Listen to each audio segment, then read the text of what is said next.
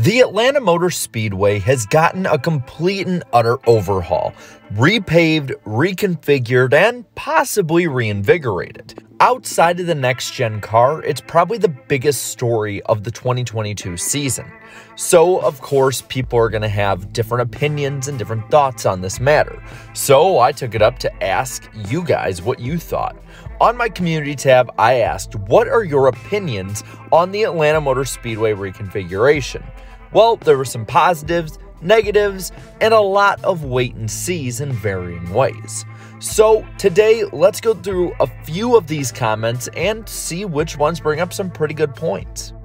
First off, we have one from Eric Sipes, who says it's hard to form an opinion before seeing the racing product. As much as it sucks to see old Atlanta go, the racing surface was well past its expiration date, and I feel a simple repave would have resulted in Texas 2.0. However, we've been burnt by NASCAR so many times at this point, it's hard for me to get my hopes too high. Well, there's a few things to unpack here.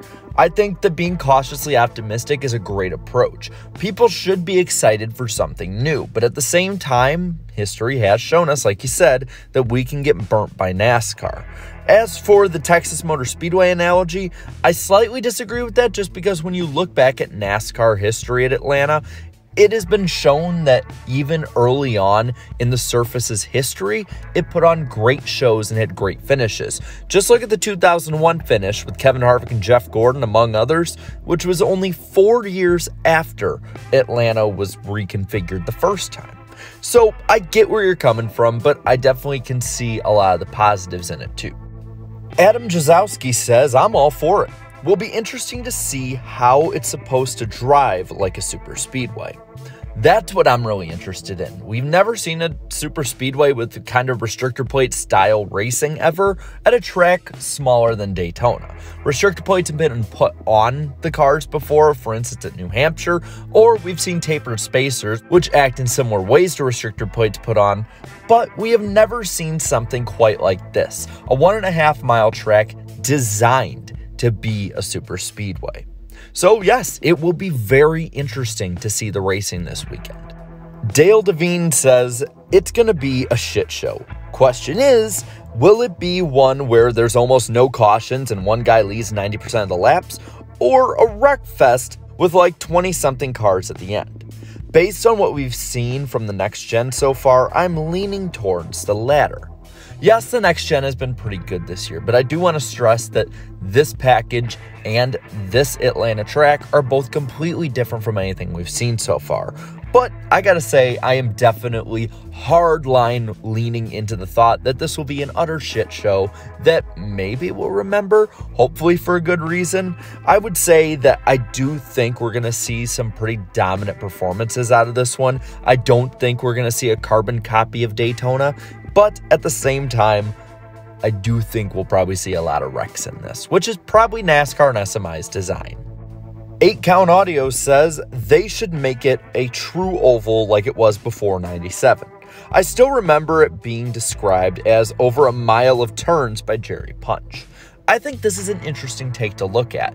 Obviously, there's not as many fans around NASCAR as there were back in the 90s, but I think that overall, they're seeing another basically version of what they went through. See, for younger fans like myself, we're seeing this reconfiguration as the first time Atlanta's been changed. But a lot of fans love the true oval design that Atlanta had pre-97 reconfiguration. So it's really interesting to see a lot of younger fans going through the exact same things older fans went through when a lot of the roots were burnt for them.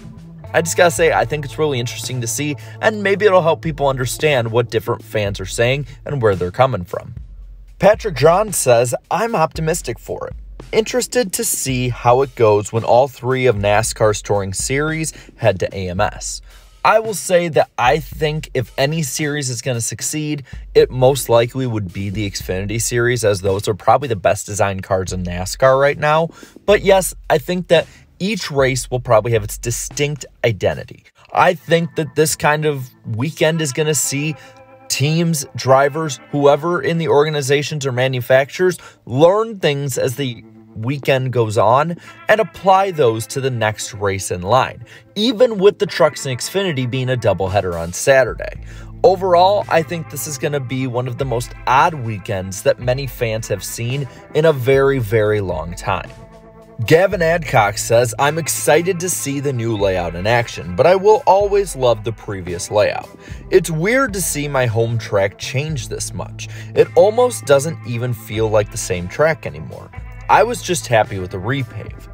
So I think that Gavin is going through what a lot of fans are going through to some degree. We've seen a lot of changes to maybe not completely all historical tracks, but a lot of tracks that have been long-standing in NASCAR have either changed, been reconfigured in some way, or have been taken off the schedule. I feel the same way with my home track of Chicagoland Speedway.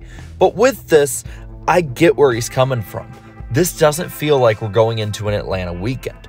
There hasn't really been this much buzz in the NASCAR community for an Atlanta race probably since the Gen 4, maybe the early COT days. There has not been this much hype built up for this kind of race. So in a lot of ways, the people putting this on knew what they were doing and have done it well, but it doesn't feel the same, and it probably never will again. Sharpie Car 2000 says it's great. I think it will give some underdogs a good chance to show what they really have. But it's the first race on the new configuration, and it's like a super speedway, so the end might be a Trucks at Knoxville scene. I think that that's something that can really be shown. The next-gen car, no matter what race it's been this year, has been a really good one for underdog drivers and drivers who just have underperformed in the past couple years. And I think this race will be no different whatsoever. Ryan Felix adds that it's going to be awesome and different. As another person commented on here said, I think it'll look something similar to the 2018 All-Star Racing product, which will be cool to have another type of racing twice a year. I think that is NASCAR's goal with this. The 2018 All-Star race was a relatively popular race when you look back to see the immediate reaction to it, but a lot of people did only want it to be for an exhibition. In the end, it was kind of the precursor to the 550 package, which was so loathed by the fan base. I think what NASCAR wants to do here is kind of test the waters and see if they can get something like that, where they're 3 and 4 wide for much of the night and no one can really get away from each other. Racer67 says as long as it helps for better racing, it's good. I think I agree with this. If the racing is really good, if it is popular among fans and brings new fans in, I'm all for it, as much as I love the old layout that we had before. Sniperman 300X says, I think it'll be like pack racing, but the field will get more spread out into smaller packs in longer runs, and there will be 5 or 6 cars battling for the win at the end. I think this is similar to what I said with the previous comment. I think that you're going to see a lot of spread out racing, and you're going to see times where they don't go into a complete shit show crashing. If that's the case to the finish, 5 or 6 cars battling in a line for the win, drafting somewhat similarly to what happened in 2001 before the Harvick Gordon finish, is something that I could see being a realistic possibility. So I think that Sniperman here has a pretty good idea on what this racing really probably will turn into. Volcane 10 says, I think the Daytona package is going to make for dangerous and unsafe racing. Watch out for Brad Keselowski, folks. Well, that is a very realistic possibility. Atlanta Motor Speedway is just not designed the same way as Daytona or Talladega is. There's different things that the track overall and SMI and NASCAR are going to have to learn on the fly. Yes, they did testing, but testing is never done in complete racing conditions, and cars always find a way to hit the worst possible spots. As for the Brad Keselowski comment, I have no idea which one you mean, whether it's 2010 flip into the fence Brad Keselowski or 2022 crash every week Brad Keselowski. Ben Oden says, I think the Xfinity race will be the best of the weekend, and I think the Cup race will be a shit show. Either way, I'm going to watch and see what happens. And I think that right there is a perfect encapsulation of what most fans think, including myself, as I've said earlier in this video. I think that a lot of fans will be captivated by the spectacle of this race and be drawn in when they normally wouldn't be drawn into Atlanta. At the same time, Xfinity cars will probably put on the best possible race, and the Cup race, one way or another, is going to be a beautiful disaster that probably will be good for NASCAR if the ratings are well. Beautiful Angel Blossom says, they killed it.